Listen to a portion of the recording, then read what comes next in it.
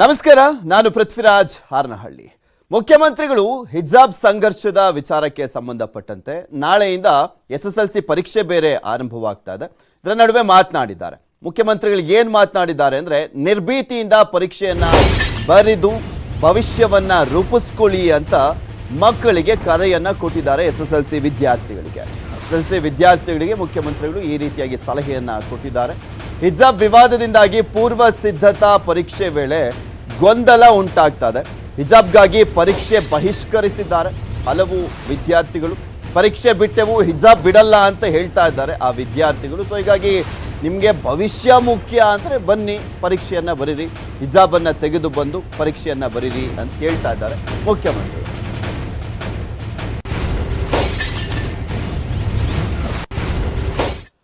ಹಿಜಾಬ್ ಧರಿಸಿ ಪರೀಕ್ಷೆ ಬರೀಲಿಕ್ಕೆ ಅವಕಾಶ ಇಲ್ಲ. ಕೋರ್ಟ್ ಆದೇಶವನ್ನ ಪಾಲಿಸುವಂತೆ ಸರ್ಕಾರ ಈಗ ಆಲ್ರೆಡಿ ಸುತ್ತೋಲೆಯನ್ನು ಕೂಡ ಹೊರಡಿಸಿದೆ. ಸರ್ಕಾರಿ ಶಾಲೆ, ಖಾಸಗಿ ಶಾಲೆಗಳಲ್ಲೂ ಕೂಡ ಅವಕಾಶ ಇಲ್ಲ ಅಂತ ಸ್ಪಷ್ಟವಾಗಿ ಮುಖ್ಯಮಂತ್ರಿಗಳು ಕೂಡ ಹೇಳಿದ್ದಾರೆ. ಸಮವಸ್ತ್ರಕ್ಕೆ ರಿಯಾಯಿತಿ ಕೇಳ್ತಾ ಇದ್ದಾರೆ ಕೆಲ ವಿದ್ಯಾರ್ಥಿಗಳು. ಹಿಜಾಬ್ ಹಾಕೊಂಡು ಬಂದೇ ಬರಿತೀವಿ ಅಂತ. ಕೋರ್ಟ್ ಆದೇಶವೇ ಅಂತಿಮ ಅಂತ ಹೇಳ್ತಾ ಇದೆ ಸರ್ಕಾರ. ಹೌದು, ಕೋರ್ಟ್ ಆದೇಶವನ್ನ ಪಾಲನೆ ಮಾಡಬೇಕಾಗಿದೆ ಸರ್ಕಾರ, ಅದನ್ನ ನಾವು ಮಾಡ್ತೀವಿ ಅಂತ ಹೇಳ್ತಾ ಇದೆ. ಸುಗಮವಾಗಿ ಪರೀಕ್ಷೆಯನ್ನು ನಡೆಸಲಿಕ್ಕೆ ಶಿಕ್ಷಣ ಇಲಾಖೆ ಸಿದ್ಧತೆಯನ್ನು ಮಾಡಿಕೊಂಡಿದೆ. ನಿಮಗೆ ಎಜುಕೇಷನ್ ಇಂಪಾರ್ಟೆಂಟ್ ಅಂದರೆ ಬಂದು ಎಕ್ಸಾಮ್ ಬರೀರಿ, ಹಿಜಾಬನ್ನು ತೆಗೆದು. ಯಾರೇ ಆಗಿರ್ಬೋದು, ಯಾವುದೇ ಧರ್ಮ ಸಂಕೇತವನ್ನು ಹಾಕ್ಕೊಂಡು ಬಂದ್ಬಿಟ್ಟು ಎಕ್ಸಾಮ್ ಬರೀಲಿಕ್ಕೆ ಅವಕಾಶ ಇಲ್ಲ. ಕೋರ್ಟ್ ಈಗ ಆಲ್ರೆಡಿ ಸ್ಪಷ್ಟವಾಗಿ ತಿಳಿಸಿದೆ. ಅದ್ರ ಮೇಲೂ ಕೂಡ ಹಠ ಮಾಡ್ಕೊಂಡು ನಾವು ಹಿಜಾಬ್ ಹಾಕೊಂಡು ಅಥವಾ ಇನ್ನೊಂದು ಯಾವುದೋ ಒಂದು ಧಾರ್ಮಿಕ ಸಂಕೇತವನ್ನು ಹಾಕ್ಕೊಂಡು ಬಂದು ಎಕ್ಸಾಮ್ ಬರಿತೀವಿ ಅಂದರೆ ಯಾವುದೇ ಕಾರಣಕ್ಕೂ ಕೂಡ ಅವಕಾಶ ಕೊಡೋದಿಲ್ಲ. ಎಲ್ಲ ತಯಾರಿಗಳು ಮಾಡಿದ್ದೇವೆ. ಶಿಕ್ಷಣ ಇಲಾಖೆ, ಗೃಹ ಇಲಾಖೆ ಎಲ್ಲ ತಯಾರಿಯನ್ನು ಮಾಡಿದೆ. ಮಕ್ಕಳ ಹಿತದೃಷ್ಟಿಯಿಂದ ಸರಳವಾದಂಥ ಪರೀಕ್ಷೆ ಮಾಡಬೇಕನ್ನುವಂಥದ್ದು ಕೋವಿಡ್ ಹಿನ್ನೆಲೆಯಲ್ಲಿ ಎಲ್ಲವೂ ಕೂಡ ಮಾಡ್ತಾಯಿದೆ. ಮಕ್ಕಳು ಪರೀಕ್ಷೆಯನ್ನು ಬರೀಬೇಕು, ಅವರ ಭವಿಷ್ಯವನ್ನು ರೂಪಿಸ್ಕೋಬೇಕು. ಯಾವುದೇ ಆತಂಕ ಇಲ್ಲದೆ ಮುಕ್ತವಾಗಿ ಧೈರ್ಯವಾಗಿ ಪರೀಕ್ಷೆಯನ್ನು ಬರೀಲಿ ಅಂತ ನಾನು ಮನವಿಯನ್ನು ಮಾಡ್ತೀನಿ. ಎಲ್ಲ ತಯಾರಿಗಳು ಮಾಡಿದ್ದೇವೆ. ಶಿಕ್ಷಣ ಇಲಾಖೆ, ಗೃಹ ಇಲಾಖೆ ಎಲ್ಲ ತಯಾರಿಯನ್ನು ಮಾಡಿದೆ. ಮಕ್ಕಳ ಇದ್ರ ಬಗ್ಗೆ ಮತ್ತಷ್ಟು ಡೀಟೇಲ್ಸ್ ಅನ್ನ ನೀಡ್ತಾರೆ ನಮ್ಮ ಪ್ರತಿನಿಧಿ ಹಂಸ ಶ್ಯಾಮಲ. ನೇರ ಸಂಪರ್ಕದಲ್ಲಿ ಜಾಯ್ನ್ ಆಗ್ತಾ ಇದ್ದಾರೆ. ಎಸ್ ಹಂಸ, ವಿದ್ಯಾರ್ಥಿ ಜೀವನದ ಒಂದು ಪ್ರಮುಖ ಘಟ್ಟಗಳಲ್ಲಿ ಒಂದು ಎಸ್ಎಸ್ಎಲ್ಸಿ ಎಕ್ಸಾಮ್ ನಾಳೆಯಿಂದ ಶುರುವಾಗ್ತಾ ಇರುವಂತದ್ದು. ಸರ್ಕಾರ ಯಾವ ರೀತಿಯಾಗಿ ಸಿದ್ಧತೆಯನ್ನ ಮಾಡಿಕೊಂಡಿದೆ, ಅದರ ಜೊತೆಗೆ ಹಿಜಾಬ್ಗೆ ಬೇರೆ ಅವಕಾಶ ಇಲ್ಲ ಅಂತ ಈಗ ಆಲ್ರೆಡಿ ಸರ್ಕಾರ ಸ್ಪಷ್ಟವಾಗಿ ತಿಳಿಸಿದೆ. ಅದೇನಾದ್ರೂ ಗೊಂದಲ ಆಗುವಂತ ಸಾಧ್ಯತೆ ಇದೆ ಅಂತ ಅನ್ಸುತ್ತಾ?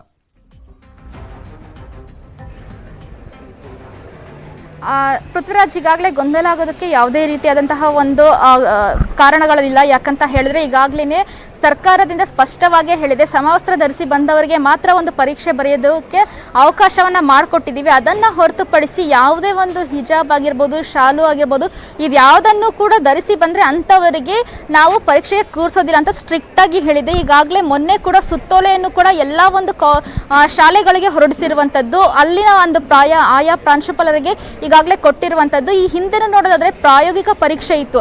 ಅಂತಹ ಸಂದರ್ಭದಲ್ಲಿ ಈ ಒಂದು ಹಿಜಾಬ್ನ ವಿಚಾರವನ್ನು ಇಟ್ಕೊಂಡು ಕೆಲ ವಿದ್ಯಾರ್ಥಿಗಳು ಪ್ರಾಯೋಗಿಕ ಪರೀಕ್ಷೆಗೆ ಅಟೆಂಡ್ ಆಗಿರಲಿಲ್ಲ. ಸೊ ಹೀಗಾಗಿ ಅವ್ರಿಗೆ ಆ ಒಂದು ರೀ ಎಕ್ಸಾಮ್ ಅನ್ನು ಕೂಡ ಕೊಡೋದಿಲ್ಲ ಅಂತ ಈಗಾಗಲೇ ಒಂದು ಸ್ಪಷ್ಟವಾಗಿ ಹೇಳಿದ್ರು. ಇನ್ನು ನಾಳೆ ನೋಡಬೇಕಾಗಿದೆ ಪೃಥ್ವಿರಾಜ್, ಯಾಕಂತ ಹೇಳಿದ್ರೆ ನಾಳೆ SSLC ಪರೀಕ್ಷೆ ಇದೆ. ವಿದ್ಯಾರ್ಥಿ ಜೀವನ ಘಟ್ಟದಲ್ಲೇ ಒಂದು ಪ್ರಮುಖವಾದ ಒಂದು ಪರೀಕ್ಷೆ ಇದು ಅಂತಾನೆ ಹೇಳ್ಬೋದು. ಈ ನಿಟ್ಟಿನಲ್ಲಿ ನಾಳೆ 8.5 ಲಕ್ಷ ವಿದ್ಯಾರ್ಥಿಗಳು ಈ ಒಂದು SSLC ಪರೀಕ್ಷೆನ ಬರೀತಿದ್ದಾರೆ. ಈಗಾಗಲೇ ಹಿಜಾಬ್ ವಿಚಾರ ಇರೋದ್ರಿಂದ ನಾಳೆ ವಿದ್ಯಾರ್ಥಿಗಳು ಅಂದ್ರೆ ಈಗಾಗಲೇ ಹಿಜಾಬ್ ಪರ ಇರುವಂತಹ ವಿದ್ಯಾರ್ಥಿಗಳು ಅವರು ಈ ಒಂದು ಪರೀಕ್ಷೆಗೆ ಬರ್ತಾರ ಅನ್ನುವಂಥದ್ದನ್ನ ನೋಡಬೇಕಾಗಿದೆ. ಅವರು ಹಿಜಾಬ್ ಧರಿಸಿಯೇ ಬಂದದ್ದೇ ಆದರೆ ಅವರಿಗೆ ನಿಜವಾಗ್ಲೂ ಪರೀಕ್ಷಾ ಕೇಂದ್ರಕ್ಕೆ ಅಲೋ ಮಾಡೋದಿಲ್ಲ. ಸೊ ಹೀಗಾಗಿ ಅವರ ಒಂದು ನಿರ್ಧಾರದ ಮೇಲೆ ನಿಂತಿರುವಂಥದ್ದು. ಈಗಾಗಲೇ ಸರ್ಕಾರ ಅನೇಕ ಬಾರಿ ಹೇಳಿದೆ, ಪ್ರಾಯೋಗಿಕ ಪರೀಕ್ಷೆನ ಮಾಡುವಂತಹ ಸಂದರ್ಭದಲ್ಲೂ ಕೂಡ ಅವ್ರು ಹೇಳಿರುವಂಥದ್ದು, ನೀವು ಈ ಒಂದು ವಿಚಾರವನ್ನು ಬಿಟ್ಟು ಓದಿನ ಕಡೆ ಗಮನ ಕೊಟ್ಟು ನೀವು ವಿದ್ಯಾಭ್ಯಾಸ ಪಡಿಬೇಕು ಅಂತಿದ್ರೆ ನೀವು ಪ್ರಾಯೋಗಿಕ ಪರೀಕ್ಷೆಗೆ ಬಂದು ಅಟೆಂಡ್ ಆಗಿ ಅಂತ ಆಗ್ಲೂ ಕೂಡ ವಿದ್ಯಾರ್ಥಿಗಳ ಬಳಿ ಮನವಿಯನ್ನ ಮಾಡಿತ್ತು. ಈಗಲೂ ಕೂಡ ಅದನ್ನೇ ಹೇಳಿತ್ತು. ಹೀಗಾಗಿ ಇದನ್ನು ಹೊರತುಪಡಿಸಿ ಬೇರೆ ಯಾವುದೇ ಒಂದು ರೀತಿಯಾದಂತಹ ಒಂದು ಬೇರೆ ಅವಕಾಶ ಅಂದರೆ ಗೊಂದಲ ಮಾಡೋದಕ್ಕೆ ಅವಕಾಶವನ್ನು ನಾವು ಕೊಡೋದಿಲ್ಲ. ನಿಮಗೆ ಏನಾದರೂ ಪರೀಕ್ಷೆ ಬೇಡ ಅಂತ ಹೇಳಿದ್ರೆ ಅದಕ್ಕೆ ನಾವು ಹೊಣೆಯಲ್ಲ, ಅದು ನಿಮ್ಮ ಓನು ಸ್ವಂತ ನಿರ್ಧಾರ ಆಗಿರುತ್ತೆ. ಈಗಾಗಲೇ ನಮ್ಮ ಸರ್ಕಾರದಿಂದ ಏನೆಲ್ಲ ಒಂದು ಆದೇಶಗಳನ್ನ ನಾವು ಕೊಡಬೇಕು ಅದನ್ನೆಲ್ಲವನ್ನು ಕೊಟ್ಟಿದ್ದೀವಿ. ಅದನ್ನ ಎಲ್ಲರೂ ಕೂಡ ಕಂಪ್ಲೀಟ್ ಅಂಶ ಇಲ್ಲಿ ಅರ್ಥ ಮಾಡ್ಕೊಬೇಕಾಗಿರುವಂತದ್ದು, ಹಠ ಹಿಡಿದಿರುವಂತ ವಿದ್ಯಾರ್ಥಿಗಳು ಸಾಕಷ್ಟು ಜನ ಮುಸ್ಲಿಂ ವಿದ್ಯಾರ್ಥಿನಿಯರಿದ್ದಾರೆ. ಅವರೆಲ್ಲರೂ ಕೂಡ ಪರೀಕ್ಷೆಯನ್ನ ಬರಿತಾ ಇದ್ದಾರೆ. ಕೆಲವು ವಿದ್ಯಾರ್ಥಿನಿಯರು ಮಾತ್ರ ಗೊಂದಲವನ್ನ ಸೃಷ್ಟಿ ಮಾಡ್ತಾ ಇರುವಂತದ್ದು ಇಲ್ಲಿ. ಅವ್ರು ಬರದೇ ಹೋದ್ರೆ ಸರ್ಕಾರಕ್ಕೆ ಏನ್ ಲಾಸ್ ಇಲ್ಲ, ಅವ್ರಿಗೆ ಲಾಸ್ ಇಲ್ಲಿ.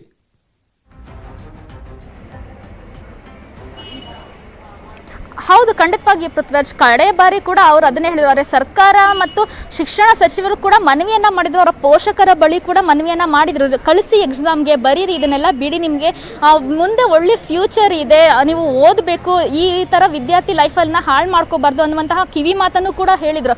ಆದರೂ ಕೂಡ ಅದಕ್ಕೆ ಯಾವುದೇ ರೀತಿಯಾಗಿ ಒಂದು ರೆಸ್ಪಾನ್ಸನ್ನು ಕೊಟ್ಟಿರಲಿಲ್ಲ. ಹಾಗೆಯೇ ಆ 6 ವಿದ್ಯಾರ್ಥಿಗಳು ಏನಿದ್ರು ಅವರು ಒಂದಷ್ಟು, ಅವರು ಸೈನ್ಸ್ ಸ್ಟೂಡೆಂಟ್ಸ್ ಕೂಡ ಆಗಿದ್ರು, ಅವ್ರಿಗೆ ಒಂದು ಪ್ರಾಕ್ಟಿಕಲ್ ಎಕ್ಸಾಮ್ ತುಂಬಾ ಇಂಪಾರ್ಟೆಂಟ್ ಆಗಿರುತ್ತೆ ಈ ಟೈಮ್ನಲ್ಲಿ. ಸೊ ಅವರು ಪ್ರಾಕ್ಟಿಕಲ್ ಎಕ್ಸಾಮ್ಗೆ ಬರಲಿಲ್ಲ, ಇನ್ನು ಮೇನ್ ಎಕ್ಸಾಮ್ಗೆ ಅಂದರೆ ಥಿಯರಿ ಎಕ್ಸಾಮ್ಗೆ ಬರ್ತಾರ ಅನ್ನುವಂಥದ್ದು ಈಗ ಒಂದು ದೊಡ್ಡ ಪ್ರಶ್ನೆಯಾಗಿರುವಂಥದ್ದು. ಸೊ ಅವರು ನಾವು ಯಾವುದೇ ಕಾರಣಕ್ಕೂ ಹಿಜಾಬ್ ಬಿಟ್ಟು ಬರಲ್ಲ ಅಂತ ಕಳೆದ ಬಾರಿನೇ ಹೇಳಿದರು. ಸೊ ನಾಳೆ ಏನು ಮಾಡ್ತಾರೆ, ಅವ್ರಿಗೆ ಪರೀಕ್ಷೆಗೆ ಏನು ಮುಂದೆ ಫ್ಯೂಚರ್ಗೆ ಏನಾಗುತ್ತೆ ಅನ್ನುವಂಥದ್ದನ್ನ ಅವರೇ ನಿರ್ಧಾರ ಮಾಡಬೇಕಾಗಿದೆ ಪೃಥ್ವಿರಾಜ್. ಓಕೆ, ಥ್ಯಾಂಕ್ ಯು ಹಂಸ ನಿಮ್ಮೆಲ್ಲ ಡೀಟೇಲ್ಸ್ಗಾಗಿ. ಶಾಲಾ ಮಕ್ಕಳಲ್ಲಿ ವಿಷ ಬೀಜವನ್ನ ಬಿತ್ತಲಾಗ್ತಾ ಇದೆ, ಮಕ್ಕಳಿಗೆ ಮುಕ್ತ ವಾತಾವರಣ ನಿರ್ಮಾಣ ಆಗಬೇಕು. ಕೋಲಾರದಲ್ಲಿ ಮಾಜಿ ಸಿಎಂ ಎಚ್ಡಿಕೆ ಹೇಳಿಕೆಯನ್ನ ಕೊಟ್ಟಿದ್ದಾರೆ. ಮುಕ್ತವಾಗಿ ಪರೀಕ್ಷೆಯನ್ನ ಬರೀಲಿಕ್ಕೆ ಅನುವನ್ನ ಮಾಡಿಕೊಡ್ಬೇಕು ಅಂತ ಮಾಜಿ ಮುಖ್ಯಮಂತ್ರಿಗಳಾಗಿರುವಂತ ಎಚ್.ಡಿ. ಕುಮಾರಸ್ವಾಮಿ ಅವರ ಮಾತು ಇದು.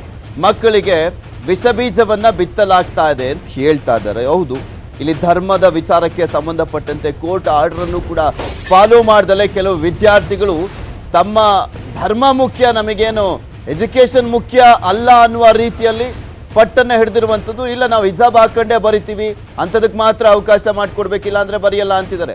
ಲಾಸ್ ಯಾರಿಗೂ ಇಲ್ಲ ಇಲ್ಲಿ, ಲಾಸ್ ಅಂದ್ರೆ ಆ ವಿದ್ಯಾರ್ಥಿಗಳಿಗೆ ಅಷ್ಟೇ. ಆ ವಿಚಾರಕ್ಕೆ ಸಂಬಂಧಪಟ್ಟಂತೆ ಪರೋಕ್ಷವಾಗಿ ಮಾತನಾಡಿದ್ದಾರೆ ಎಚ್.ಡಿ. ಕುಮಾರಸ್ವಾಮಿ ಅವರು. SLC ಎಕ್ಸಾಮ್ಗಳು ಪ್ರಾರಂಭ ಆಗ್ತಿದೆ, PUC ಎಕ್ಸಾಮ್ಗಳು ಪ್ರಾರಂಭ ಆಗುತ್ತೆ. ರಾಜ್ಯ ಸರ್ಕಾರದ ಜವಾಬ್ದಾರಿ, ಯಾವುದೇ ಸಮಾಜದ ಮಕ್ಕಳಿರಲಿ ಅವರೆಲ್ಲರೂ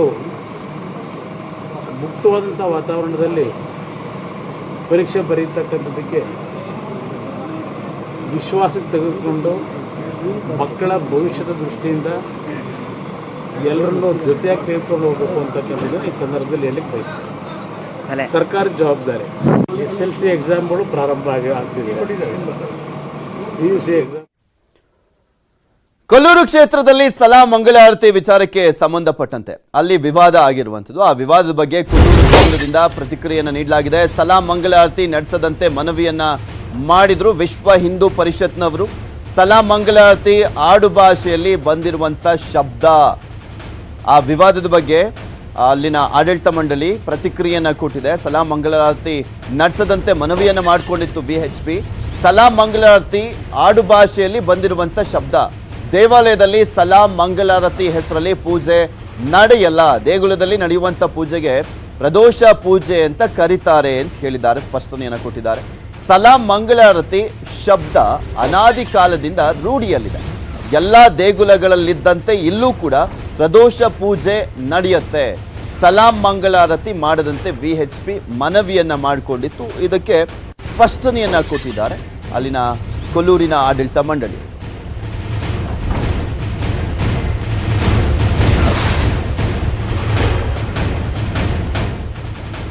ಸಲಾ ಮಂಗಳಾರತಿ ವಿಚಾರಕ್ಕೆ ಸಂಬಂಧಪಟ್ಟಂತೆ ಅದನ್ನು ಮಾಡಬಾರ್ದು ಇನ್ಮೇಲೆ ಅನ್ನುವಂಥ ವಿಚಾರವನ್ನ ಇಟ್ಕೊಂಡು BHP ಅವರು ಮನವಿಯನ್ನ ಮಾಡಿಕೊಂಡಿದ್ರು.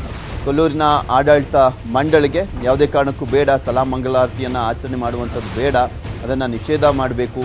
ಟಿಪ್ಪು ವಿಚಾರಕ್ಕೆ ಸಂಬಂಧಪಟ್ಟಂತೆ ಅವರ ಹೆಸರಿನಲ್ಲಿ ಇದೊಂದು ಸಲಾ ಮಂಗಳಾರತಿಯನ್ನು ಮಾಡಲಾಗ್ತಾ ಇದೆ ಸಾಕಷ್ಟು ವರ್ಷಗಳಿಂದ ಅಂತ ಹೇಳ್ತಾ ಇದ್ರು BHP ಮುಖಂಡರು. ಈಗ ಅದಕ್ಕೆ ಒಂದು ಪ್ರತಿಕ್ರಿಯೆ ಅಂತೂ ಬಂದಿದೆ. ನಾವು ಸಲಾ ಮಂಗಳಾರತಿ ಮಾಡ್ತಾ ಇಲ್ಲ ಅಂದರೆ ಅದು ಅನಾದಿ ಕಾಲದಿಂದಲೂ ಕೂಡ ಬಂದಿರುವಂಥ ಒಂದು ಪದ. ಇಲ್ಲಿ ದೇಗುಲಗಳಲ್ಲಿ ಇದ್ದಂತೆ ಎಲ್ಲ ದೇಗುಲಗಳಲ್ಲಿ ಏನಿದೆ ಪ್ರದೋಷ ಪೂಜೆ, ಅದನ್ನು ನಾವು ಮಾಡ್ತಾ ಇದ್ದೀವಿ. ಸಲಾ ಮಂಗಳಾರತಿ ಶಬ್ದ ಅನ್ನುವಂಥದ್ದು ಅನಾದಿ ಕಾಲದಿಂದ ರೂಢಿಯಲ್ಲಿದೆ ಅಷ್ಟೇ ಅಂತ ಹೇಳಿದ್ದಾರೆ ಕೊಲ್ಲೂರು ಆಡಳಿತ ಮಂಡಳಿಯವರು. ಸೊ ಇದನ್ನು ಯಾವ ರೀತಿಯಾಗಿ BHP ತಗೊಳುತ್ತೆ ಅನ್ನುವಂಥದ್ದನ್ನು ಕಾದು ನೋಡಬೇಕಾಗಿದೆ. ಯಾಕೆಂದರೆ ಅವ್ರು ಹೇಳ್ತಾ ಇದ್ದಾರೆ ಸಲಾ ಮಂಗಳಾರತಿ ಹೆಸರಲ್ಲಿ ನಾವು ಮಾಡ್ತಿಲ್ಲ, ಪ್ರದೋಷ ಪೂಜೆ ಅಂತ ಮಾಡಲಾಗ್ತಾ ಇರುವಂಥದ್ದು ಒಂದು ಸ್ಪಷ್ಟನೆಯನ್ನ ನೀಡಿರುವಂಥ ಹಿನ್ನೆಲೆಯಲ್ಲಿ BHP ಇದಕ್ಕೆ ಏನು ರಿಯಾಕ್ಷನ್ ಕೊಡ್ತಾರೆ ಕಾದು ನೋಡಬೇಕು. ಇತಿಹಾಸ ಪ್ರಸಿದ್ಧವಾದಂತಹ ದೇವಸ್ಥಾನ ಕೊಲ್ಲೂರು ಮೂಕಾಂಬಿಕಾ ಕ್ಷೇತ್ರ. ಆದರೆ ಇಂತಹ ಪುಣ್ಯ ಕ್ಷೇತ್ರದಲ್ಲಿ ಒಬ್ಬ ಕ್ರೂರಿ ಮತಾಂಧ ಹಿಂದೂ ವಿರೋಧಿ ಕನ್ನಡ ವಿರೋಧಿ ಸಾವಿರಾರು ಹಿಂದೂಗಳನ್ನು ಸಾಮೂಹಿಕವಾಗಿ ಹತ್ಯೆ ಮಾಡಿದಂತಹ ನೂರಾರು ದೇವಸ್ಥಾನಗಳನ್ನು ಧ್ವಂಸ ಮಾಡಿದಂತಹ ಟಿಪ್ಪು ಸುಲ್ತಾನ್ನ ಹೆಸರಲ್ಲಿ ಪ್ರತಿದಿನ ರಾತ್ರಿ 8 ಗಂಟೆಗೆ ಸಲಾಂ ಎಂಬ ಹೆಸರಿನಲ್ಲಿ ದೇವಿಗೆ ಮಂಗಳಾರತಿ ಆಗುತ್ತೆ. ಇದನ್ನು ನಾವು ಖಂಡಿಸುತ್ತೇವೆ. ಲಕ್ಷಾಂತರ ತಾಯಿ ಮೂಕಾಂಬಿಕೆಯ ಭಕ್ತರ ಮನಸ್ಸಿಗೆ ಇವನ ಹೆಸರಲ್ಲಿ ಆಗುತ್ತಿರುವಂತಹ ಮಂಗಳಾರತಿ ಏನಿದೆ ಇದು ನೋವನ್ನುಂಟು ಮಾಡಿದೆ. ಈ ಹಿನ್ನೆಲೆಯಲ್ಲಿ ನಾವು ಮನವಿಯನ್ನು ಇವತ್ತು ಕೊಡಲಿಕ್ಕಿದ್ದೇವೆ. ತಕ್ಷಣ ಇದರ ಬಗ್ಗೆ ಗಮನ ಕೊಟ್ಟು ಯಾವುದು ಟಿಪ್ಪುವಿನ ಹೆಸರಲ್ಲಿ ಆಗುತ್ತಿರುವಂತಹ ಸಲಾಂ ಎಂಬ ಹೆಸರಲ್ಲಿ ಆಗುತ್ತಿರುವಂತಹ ಮಹಾ ಮಂಗಳಾರತಿ ಏನಿದೆ ಅದನ್ನು ರದ್ದು ಮಾಡಬೇಕು. ಮಂಗಳಾರತಿ ಮಾಡಿ ನಮ್ದೇನು ಅಭ್ಯಂತರ ಇಲ್ಲ, ಆದರೆ ಆ ಸಲಾಂ ಎಂಬಂತ ಹೆಸರು ಟಿಪ್ಪುವಿನ ಹೆಸರಲ್ಲಿ ಆಗಬಾರ್ದು ಅಂತೇಳಿ ನಮ್ದು. ಇದು ನಿನ್ನೆ ಶರಣ್ ಪಂಪೆಲ್ ಅವರು VHP ಮುಖಂಡರು ಅವರು ಮಾತನಾಡಿದ್ದು, ಸಲಾಂ ಹೆಸರಲ್ಲಿ ಪೂಜೆಯನ್ನ ಮಾಡಬೇಡಿ, ಬೇಕಿದ್ರೆ ಮಂಗಳಾರತಿ ಅಂತ ನೀವು ಪೂಜೆಯನ್ನ ಮಾಡ್ಕೊಳ್ಳಿ ಅಂತ ಹೇಳ್ತಾ ಇದ್ರು. ಅದಕ್ಕೆ ಇವತ್ತು ಆಡಳಿತ ಮಂಡಳಿಯವರು ಪ್ರತಿಕ್ರಿಯೆಯನ್ನ ಕೊಟ್ಟಿದ್ದಾರೆ.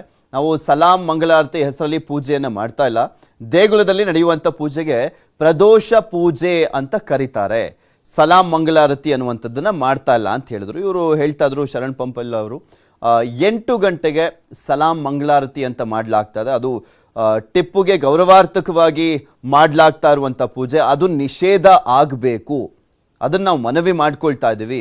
ಒಂದು ಪ್ರಖ್ಯಾತ ದೇವಸ್ಥಾನದಲ್ಲಿ ಆ ಮತಾಂಧ ಹಿಂದೂಗಳನ್ನು ಹತ್ಯೆ ಮಾಡಿರುವಂತಹ ರಾಜನಿಗೆ ಎಷ್ಟರ ಮಟ್ಟಿಗೆ ಈ ರೀತಿಯಾಗಿ ಸಲಾಂ ಮಂಗಳಾರತಿ ಹೆಸರಲ್ಲಿ ಗೌರವವನ್ನು ಸಲ್ಲಿಸಬೇಕು ಅನ್ನುವಂಥದ್ದು ಅದು ಆಕ್ರೋಶಕ್ಕೆ ಕಾರಣವಾಗಿರುವಂಥದ್ದು. ಶರಣ್ ಪಂಪೆಲ್ ಅವರ ಮಾತುಗಳನ್ನು ನೀವು ಗಮನಿಸಿದ್ರಿ. ಅದಕ್ಕೆ ಈಗ ಈ ಸ್ಪಷ್ಟನೆ ಸಿಗ್ತಾ ಇದೆ, ನೋಡಬೇಕು ಏನು ಹೇಳ್ತಾರೆ ಅಂತ. VHP ಮುಖಂಡರು ಸಲಾಂ ಮಂಗಳಾರತಿ ಶಬ್ದ ಅನಾದಿ ಕಾಲದಿಂದ ರೂಢಿಯಲ್ಲಿದೆ, ಬಟ್ ನಾವು ಪ್ರದೋಷ ಪೂಜೆ ಅಂತ ಮಾಡ್ತಾ ಇದ್ದೀವಿ ಅಂತ ಹೇಳಿದ್ರು. ಇನ್ನು ಈ ಕುರಿತಂತೆ ಹೆಚ್ಚಿನ ಡೀಟೇಲ್ಸ್ ಅನ್ನ ನೀಡ್ತಾರೆ ನಮ್ಮ ಪ್ರತಿನಿಧಿ ಪರೀಕ್ಷಿತ್ ಶೇಟ್, ದೂರವಾಣಿ ಸಂಪರ್ಕದಲ್ಲಿ ಜಾಯ್ನ್ ಆಗ್ತಾ ಇದ್ದಾರೆ. ಪರೀಕ್ಷಿತ್, ನಿನ್ನೆ ಶರಣ್ ಪಂಪೆಲ್ ಅವರ ಮಾತುಗಳನ್ನು ಕೇಳಿಸ್ಕೊಳ್ತಾ ಇದ್ವಿ. ಇದಕ್ಕೆ ಇವತ್ತು ಸ್ಪಷ್ಟನೆ ಬಂದಿರುವಂಥದ್ದು, ಸಲಾಂ ಮಂಗಳಾರತಿ ಹೆಸರಲ್ಲಿ ನಾವು ಮಾಡ್ತಾ ಇಲ್ಲ, ಪ್ರದೋಷ ಪೂಜೆ ಅನ್ನುವಂಥದ್ದನ್ನ ನಾವು ಮಾಡ್ತಾ ಇದೀವಿ ಅಂತ ಹೇಳ್ತಾ ಇದ್ದಾರೆ. ಅಂದ್ರೆ ಸಲಾಂ ಮಂಗಳಾರತಿ ಮಾಡ್ತಾ ಇಲ್ಲ ಅಂತನ ಅರ್ಥ ಇದು?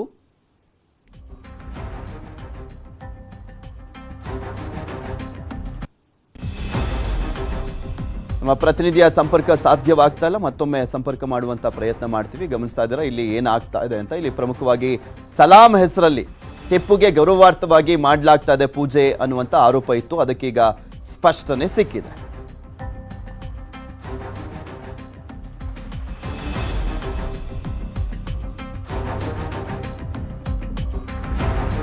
ಪ್ರದೋಷ ಪೂಜೆಯನ್ನ ಮಾಡ್ತಾ ಇದ್ದೀವಿ ನಾವು, ಸಲಾಂ ಮಂಗಳಾರತಿ ಪೂಜೆಯನ್ನ ಮಾಡ್ತಾ ಇಲ್ಲ. ಎಲ್ಲ ದೇವಾಲಯಗಳಲ್ಲಿ ಯಾವ ರೀತಿಯಾಗಿದೆ ಪ್ರದೋಷ ಪೂಜೆ ಆ ರೀತಿಯಾಗಿ ನಾವು ಕೂಡ ಮಾಡ್ಕೊಂಡು ಬರ್ತಾ ಇದ್ದೀವಿ ಅಂತ ಕೊಲ್ಲೂರು ಮೂಕಾಂಬಿಕೆ ದೇವಸ್ಥಾನದ ಆಡಳಿತ ಮಂಡಳಿ ಸ್ಪಷ್ಟನೆ ಸಿಕ್ಕಿದೆ. ಕೊಲ್ಲೂರಿನ ಹಿರಿಯ ಅರ್ಚಕರಾಗಿರುವಂತ ನರಸಿಂಹ ಅಡಿಗ ಅವರು ನಮ್ಮ ಜೊತೆ ದೂರವಾಣಿ ಸಂಪರ್ಕದಲ್ಲಿ ಜಾಯ್ನ್ ಆಗ್ತಾ ಇದ್ದಾರೆ. ನಮಸ್ಕಾರ ಸರ್. ನಮಸ್ತೆ ಸರ್, ನಿನ್ನೆ ಒಂದು ಮನವಿ ಮಾಡಿಕೊಂಡಿದ್ರು VHP ಮುಖಂಡರು, ಸಲಾಂ ಮಂಗಳಾರತಿಯನ್ನ ಮಾಡಬಾರ್ದು, ಟಿಪ್ಪುಗೆ ಗೌರವಾರ್ಥವಾಗಿ ಸಲ್ಲಿಸಲಾಗ್ತಾ ಇರುವಂತ ಪೂಜೆಯನ್ನ ನಿಷೇಧ ಮಾಡಬೇಕು ಅಂತ ಕೇಳ್ಕೊಂಡಿದ್ರು. ಯಾವ ರೀತಿಯಾಗಿ ಪೂಜೆ ಮಾಡ್ಲಾಗ್ತಾ ಇದೆ ಅಂತ? ರಾತ್ರಿ 8 ಗಂಟೆಗೆ ಮಾಡ್ಲಾಗ್ತಾ ಇದೆಯಲ್ಲ ಸಲಾಂ ಮಂಗಳಾರತಿ ಅನ್ನುವಂತ ಆರೋಪ ಮಾಡಿದ್ರಲ್ಲ ಅವರು. ಅವರ ಆರೋಪವೋ ಅಥವಾ ಅವರ ನಿರ್ಧಾರವೋ ಇದು ಗೊತ್ತಾಗ್ಲಿಲ್ಲ. ನಡೀತಾ ಇದೆಯಾ ಸರ್ ನಿಜಕ್ಕೂ? ಅಲ್ಲಲ್ಲ, ನೀವೇ ಆರೋಪ ಮಾಡಿದ್ದ ಅವರು ಮನವಿ ಮಾಡ್ಕೊಂಡಿದ್ರಲ್ಲ. ಮನವಿ ಅದು ಈಗ ಒಂದು ಅಂತ ಹೇಳಿದ್ರೆ, ದೇವಸ್ಥಾನದ ಯಾವುದೇ ಕಟ್ಲೆ ಕಂದಾಚಾರವನ್ನು ನಿಲ್ಲಿಸ್ಲಿಕ್ಕೆ ಅದು ಯಾವ ಸಂಘ ಸಂಸ್ಥೆಗಳು ಹೇಳಿದ್ರು ನಿಲ್ಲಿಸ್ಲಿಕ್ಕೆ ಬರುವುದಿಲ್ಲ. ಅದಕ್ಕೆ ಒಂದು ಕಸ್ಟಮ್ ಯೂಸೇಜ್ ಅಂತಿದೆ, ಅದಕ್ಕೆ ಒಂದು ಧಾರ್ಮಿಕವಾದ ಹಿನ್ನೆಲೆ ಇರ್ತದೆ. ಅದು ಇವತ್ತೀಗ ಸಲಾಂ ಮಂಗಳಾರತಿ ಇದೆ ನಿಲ್ಲಿಸ್ಬೇಕಂತ ಹೇಳ್ತಾರೆ, ನಾಳೆ ಮತ್ತೊಂದನ್ನು ರಥೋತ್ಸವ ಮಾಡಬಾರ್ದು, ಇವತ್ತು ಪ್ರದಕ್ಷಿಣವಾಗಿ ನೀವು ರಥೋತ್ಸವ ಮಾಡ್ತೀರಿ, ನಾಳೆ ಅಪ್ರದಕ್ಷಿಣವಾಗಿ ಮಾಡ್ಬೇಕಂತ ಹೇಳ್ತಾರೆ. ಅದು ಅವ್ರು ಹೇಳ್ದಂಗೆ ಯಾವುದನ್ನು ಮಾಡ್ಲಿಕ್ಕೆ ಆಗುದಿಲ್ಲ ಒಂದು. ಮತ್ತೆ ಇಲ್ಲಿ ಸಲಾಂ ಮಂಗಳಾರತಿ ಅಂತ ಹೇಳುವಂತಹದ್ದು ವಾಡಿಕೆಯಲ್ಲಿ ಉಂಟು ವಿನಃ ಯಾವುದರಲ್ಲಿ ದಾಖಲಾತಿಗಳಲ್ಲಿ ಇಲ್ಲ. ದೇವಸ್ಥಾನದ ಯಾವುದೇ ದಾಖಲಾತಿಗಳಲ್ಲಿ ಸಲಾಂ ಮಂಗಳಾರತಿ ಅಂತ ಹೇಳುವುದಿಲ್ಲ. ಜನರ ದೇವಸ್ಥಾನದ ಪ್ರದೋಷ ಪೂಜೆ ಆದ ನಂತರ ಆಗುವ ಮಂಗಳಾರತಿ ಸಲಾಂ ಮಂಗಳಾರತಿ ಅಂತ ಹೇಳುತ್ತಾರೆ ಹೊರತು ಪ್ರದೋಷ ಸಮಯದಲ್ಲಿ 2 ಮಂಗಳಾರತಿ ಆಗ್ತದೆ. ತ್ವರಿತ ರುದ್ರದ ಮಂಗಳಾರತಿ, ಪ್ರದೋಷ ಪೂಜೆ ಮಂಗಳಾರತಿ ಅಂತ.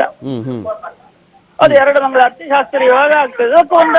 ಆ ಪ್ರದೋಷ ಪೂಜೆ ಎಲ್ಲ ಹೇಳ್ತಾರೆ ಸರ್, ಪ್ರದೋಷ ಪೂಜೆ ಯಾವ ಕಾರಣಕ್ಕೆ ಮಾಡ್ಲಾಗ್ತದೆ? ನಿಮಗೆ ಅದ್ರ ಬಗ್ಗೆ ಅಲ್ಲ, ಅದಕ್ಕೆ ಕೇಳ್ತಾ ಇದ್ದೀನಿ. ಅಂದ್ರೆ ಏನು ಪ್ರದೋಷ ಪೂಜೆ ಅಂದ್ರೆ ಅಂತ? ಅಲ್ಲಲ್ಲ, ನಿಮಗೆ ನಾ ಹೇಳ್ತೇನೆ ಕೇಳಿ. ಪ್ರಶ್ನೆ ಕೇಳಬೇಕಿದ್ರೆ ನಿಮ್ಗೊಂದ್ ಸ್ವಲ್ಪ ನಾಲೆಜ್ ಬೇಕು. ಪ್ರದೋಷ ಪೂಜೆ ಯಾವ ಕಾರಣಕ್ಕೆ ಮಾಡುವುದಲ್ಲ. ಪ್ರದೋಷ ಪೂಜೆ ದಿವಸ ಸೂರ್ಯಾಸ್ತ ಸಮಯ ಪ್ರದೋಷ ಸಮಯ ಅಂತ ಹೇಳ್ತಾರೆ, ಆವಾಗ ಪೂಜೆ ಮಾಡ್ತಾರೆ. ಯಾವ ಕಾರಣ ಅಲ್ಲ ಅದಕ್ಕೆ. ಅಲ್ಲ, ಅದಕ್ಕೆ ಕೇಳಿದ್ದು, ಗೊತ್ತಿಲ್ವಲ್ಲ, ಅದಕ್ಕೆ ಕೇಳಿದೆ.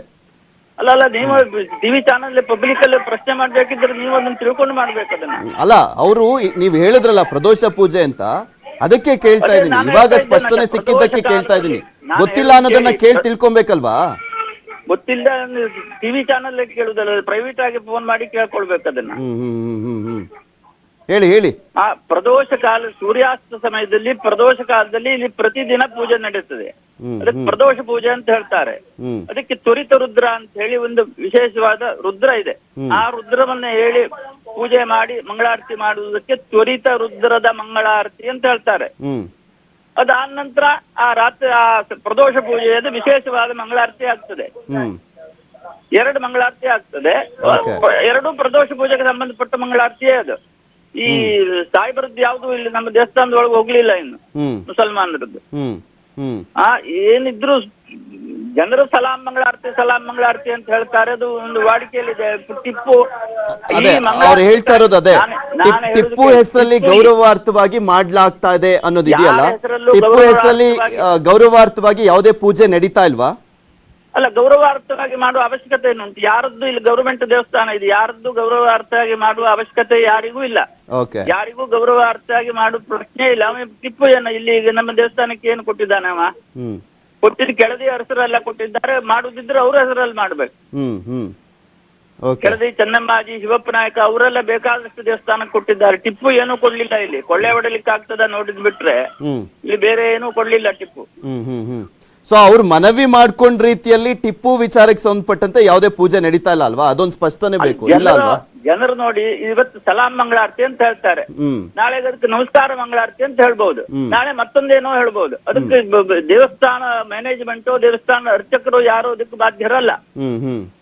ಜನರು ಹೇಳುವುದಕ್ಕೆ ನಾವು ಅದನ್ನು ತಡೆಲಿಕ್ಕೋ ಅದನ್ನ ಮಾಡ್ಲಿಕ್ಕೋ ಅದಾಗ್ಲುದಿಲ್ಲ. ಅಥವಾ ನೀವು ಹೇಳುವ ರೀತಿ ಯಾವುದೇ ಇಲ್ಲಿ ಟಿಪ್ಪುಗೆ ಸಂಬಂಧಪಟ್ಟ ನಾವೇಳಿಲ್ಲ, ಅವ್ರು ಮನವಿ ಮಾಡ್ಕೊಂಡ್ರಲ್ಲ ಅದಕ್ಕೆ ಹೇಳಿದ್ದು. ಅಲ್ಲ, ಈಗ ನೀವು ನನ್ನ ಹತ್ರ ಕೇಳ್ತಾ ಇರೋದು, ನೀವೇ ಅಲ್ಲ, ಅದಕ್ಕೆ ಕೇಳಿದ್ದು. ಅದೇ ನೀವು ಹೇಳುವ ರೀತಿಯಲ್ಲಿ ಯಾವುದೇ ಇಲ್ಲಿ ಟಿಪ್ಪುಗೋ ಅಥವಾ ಮುಸಲ್ಮಾನರಿಗೋ ಸಂಬಂಧಪಟ್ಟಂತೆ ಯಾವುದೇ ಪೂಜೆ ಮಂಗಳಾರತಿ ಅವರಿಗೆ ಗೌರವ ಸಲ್ಲಿಸುವುದು ಯಾವುದು ಇಲ್ಲಿ ನಡೆಯುವುದಿಲ್ಲ. ಓಕೆ, ಥ್ಯಾಂಕ್ ಯು ನರಸಿಂಹ ಹಾಡಿಗ ಅವರೇ, ನ್ಯೂಸ್ 18 ಜೊತೆ ಮಾತನಾಡಿದ್ದಕ್ಕೆ.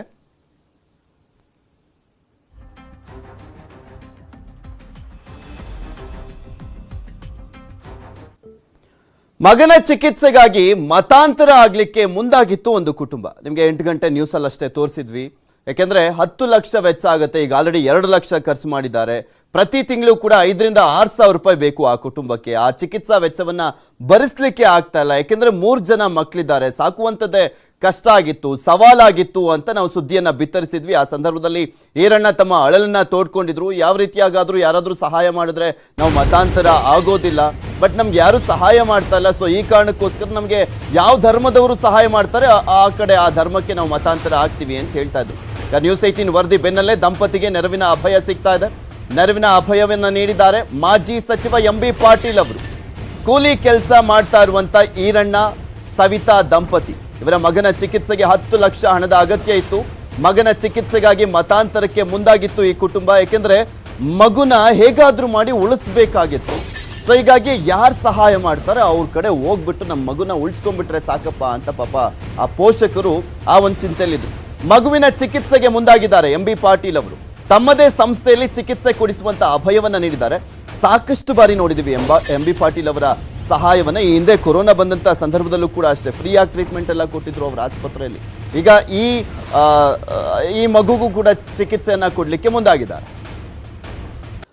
ಮಗುವಿನ ತಂದೆ ಈರಣ್ಣ ಅವರೇ ನಮ್ಮ ಜೊತೆ ಸ್ವತಃ ದೂರವಾಣಿ ಸಂಪರ್ಕದಲ್ಲಿ ಜಾಯ್ನ್ ಆಗ್ತಾ ಇದ್ದಾರೆ. ಈರಣ್ಣ ಅವರೇ ನಮಸ್ಕಾರ. ನಮಸ್ಕಾರ. ಅವಾಗ್ಲೇ ಇನ್ನು ಮಾತನಾಡ್ಸಿದ್ವಿ, ನಾನು ಹೇಳ್ತಾ ಇದ್ದೆ ನಮ್ಮ ಸುದ್ದಿ ಬಿತ್ತರ ಆದ್ಮೇಲೆ ನಿಮ್ಗೆ ಸಹಾಯ ಹಸ್ತ ಚಾಚ್ತಾರೆ, ಯಾರಾದ್ರೂ ಬಂದ್ ಸಹಾಯ ಮಾಡ್ತಾರೆ ಅಂತ ಮಾಡಿದಾರೆ. ಈಗ ಎಂ ಬಿ ಪಾಟೀಲ್ ಅವ್ರು ಕರೆ ಮಾಡಿದ್ರಾ?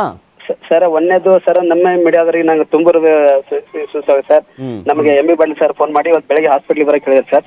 ನಾವು ಆಲ್ರೆಡಿ ಹಾಸ್ಪಿಟ್ಲ್ ಬಂದೇವೆ ಸರ್. ನಿಮ್ದು ಎಷ್ಟೇ ಖರ್ಚಿದ್ರು ನಾನು ಎಲ್ಲ ನೋಡ್ಕೊತೀನಪ್ಪ, ನೀವು ಬಂದ ಇಲ್ಲಿ ಹಾಸ್ಪಿಟ್ಲ್ ಅಡ್ಮಿಟ್ ಆಗಂತ ಇವತ್ತು ಫೋನ್ ಮಾಡಿ ಕರ್ಸ್ಕೊಂಡ್ರ ಸರ್ ಆಲ್ರೆಡಿ.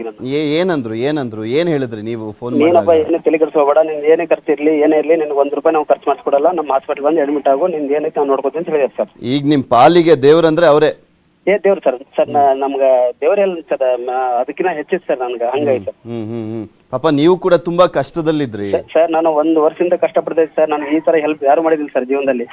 ಫುಲ್ ಚಿಕಿತ್ಸಾ ವೆಚ್ಚವನ್ನ ಭರಿಸ್ತೀವಿ ಅಂತ ಹೇಳಿದ್ರಾ? ಹಾ ಸರ್ ಹೇಳಿದಾರೆ ಸರ್. ಅದು ಏನೇ ಬಂದ್ರು ನಾನು ಒಟ್ಟು ನೋಡ್ತೇವಪ್ಪ ಅಂತ ಹೇಳಿದಾರೆ ಸರ್. ಅಂದ್ರೆ ನಮ್ಮ ಆಸ್ಪತ್ರೆಗೆ ಬನ್ನಿ, ಅಲ್ಲಿ ಎಲ್ಲ ಟ್ರೀಟ್ಮೆಂಟ್ ಕೊಡ್ತಾರೆ ಅಂತ. ಈಗ ಸರ್ ಆಲ್ರೆಡಿ ಆಸ್ಪತ್ರೆಗೆ ಬಂದಿನಿ ಸರ್. ನಾನು ಆಸ್ಪತ್ರೆಯಲ್ಲಿ ಅಡ್ಮಿಟ್ ಆಗಿದ್ದೀನಿ ಸರ್. ಈಗ ಅಡ್ಮಿಟ್ ಮಾಡ್ಸೇ ಬಿಟ್ರಾ? ಮಾಡ್ಸಿಬಿಟ್ಟಾರೆ ಸರ್. ಇಮಿಡಿಯೇಟ್ಲಿ ಬರಕ್ಕೆ ಹೇಳಿದ್ರು ಸರ್ ನಂಗೆ. ನಿಮ್ಮ ನ್ಯೂಸ್ ನೋಡಿದ ತಕ್ಷಣ ಇಮಿಡಿಯೇಟ್ಲಿ ಬಂದು ನನಗೆ ಆಲ್ರೆಡಿ ನಿಮ್ಮ ಮಾತುಗಳಲ್ಲೇ ಗೊತ್ತಾಗ್ತಿದೆ ಈರಣ್ಣ, ನಿಮ್ಮ ಖುಷಿ ಮಾತುಗಳಲ್ಲೇ ಗೊತ್ತಾಗ್ತಿದೆ ಸರ್. ನನಗೆ ಏನ್ ಮಾತಾಡ್ಬೇಕು ಗೊತ್ತಿಲ್ಲ ಸರ್. ನಮ್ಗೆ ಎಂ ಬಿ ಪಾಟೀಲ್ ಸರ್ ಇವಾಗ ನನಗೆ ಅದು ಹೇಳಕ್ ಆಗ್ತಿಲ್ಲ ಸರ್. ಅಷ್ಟು ನನಗೆ ಇದು ಮಾಡಿದಾರೆ ಸರ್, ಮಾತಾಡಿ ಸರ್. ಅಲ್ಲ, ಎಂ ಬಿ ಪಾಟೀಲ್ ಅವರ ಕುಟುಂಬದ ಹಿನ್ನೆಲೆನೂ ಕೂಡ ಹಂಗೆ ಇದೆ. ಸಾಕಷ್ಟು ಕೊಡಗೈ ದಾನಿಗಳು ಅವ್ರ ಕುಟುಂಬದವರು, ಅವ್ರ ತಂದೆಯವರಾಗಿರ್ಬೋದು, ಎಂ ಬಿ ಪಾಟೀಲ್ ಅವರಾಗಿರ್ಬೋದು. ಕೊರೋನಾ ಸಂದರ್ಭದಲ್ಲೂ ಕೂಡ ವಿಜಯಪುರ ಜಿಲ್ಲೆ ಆ ಅಕ್ಕಪಕ್ಕದ ಜಿಲ್ಲೆಯವ್ರಿಗೆಲ್ಲ ತುಂಬಾ ಸಹಾಯ ಮಾಡಿದ್ದಾರೆ. ಮಾಡಿದಾರೆ ಸರ್. ಮಾಡಿದಾರೆ ಸರ್. ಫ್ರೀ ಆಗಿ ಟ್ರೀಟ್ಮೆಂಟ್ ಕೊಡೋದೆಲ್ಲ ಹೇಳಿದಾರೆ ನೋಡಿ ಸರ್. ಏನಾದ್ರೂ ಹೋಗಿ ಭೇಟಿ ಆಗ್ತಾ ಇದ್ದೀರಾ ಅವ್ರನ್ನ? ಭೇಟಿ ಇಲ್ಲ ಸರ್. ಅವರು ಫೋನ್ ಮಾಡಿ ಸಂಸ್ಥೆಗೆ ಹೇಳಿದಾರೆ ಸರ್. ಸಂಸ್ಥೆದವ್ರು ಫೋನ್ ಮಾಡಿ ಕರ್ಸಿದಾರೆ ಸರ್. ಅವರೇ ಫೋನ್ ಮಾಡಿದ್ರಾ ಅವ್ರ ಸಂಸ್ಥೆಯವರು? ಅವರು ಸಂಸ್ಥೆಗೆ ಫೋನ್ ಮಾಡಿದಾರೆ ಸರ್. ಸಂಸ್ಥೆಯಿಂದ ನಮಗೆ ಫೋನ್ ಮಾಡಿದಾರೆ ಸರ್. ಇಮಿಡಿಯೇಟ್ಲಿ ನೀನು ಹಾಸ್ಪಿಟ್ಲ್ ಬರ್ಬೇಕು, ನೀನು ಎಲ್ಲೇ ಹೋಗಬೇಡ, ಏನು ಮಾಡಬೇಡ, ನೀನ್ ಎಂತ ಖರ್ಚಿದ್ರು ಅದು ಏನಿದ್ರು ನಾವು ಮಾಡಿಕೊಡ್ತೀವಿ, ನೀನ್ ತಕ್ಷಣ ಹಾಸ್ಪಿಟ್ಲಿಗೆ ಬರ್ಬೇಕಂತ ಹೇಳಿದ್ರು ಸರ್. ನಿಮ್ ನಂಬಕ್ಕೆ ಆಗಿಲ್ಲ ಅನ್ಸುತ್ತೆ ಆ ಟೈಮ್ ನಲ್ಲಿ ಸರ್. ನಂಬಕ್ಕಲ್ಲ ಸರ್, ನನಗೆ ಒಂಥರ ತಲೆ ಏನು ಓಡ್ತಾ ಇಲ್ಲ ಸರ್. ಅಷ್ಟು ನನಗೆ ಖುಷಿ ಆಗಿಬಿಟ್ಟೆ ಸರ್. ಓಕೆ ಈರಣ್ಣ ಅವರೇ, ಮಗು ಒಳ್ಳೇದಾದ್ರೆ ಸಾಕು. ನಮ್ ಸುದ್ದಿ ಬಿತ್ತರಿಸಾದ್ಮೇಲೆ ಎಂ ಬಿ ಪಾಟೀಲ್ ಅವ್ರು ಕರೆ ಮಾಡಿದ್ರು ಅನ್ನೋ ಆ ಸುದ್ದಿ ಕೇಳಿ ನಮಗೂ ಖುಷಿ ಆಯ್ತು. ಥ್ಯಾಂಕ್ ಯು ನ್ಯೂಸ್ 18 ಜೊತೆ ಮಾತನಾಡಿದ್ದಕ್ಕೆ. ಇಷ್ಟು ಈ ಕ್ಷಣದವರೆಗಿನ ಸುದ್ದಿಗಳು. ನೋಡ್ತಾ ಇರಿ ನ್ಯೂಸ್ 18 ಕನ್ನಡ. ಜಾಲ ನಮ್ಮದು, ಬಲ ನಿಮ್ಮದು.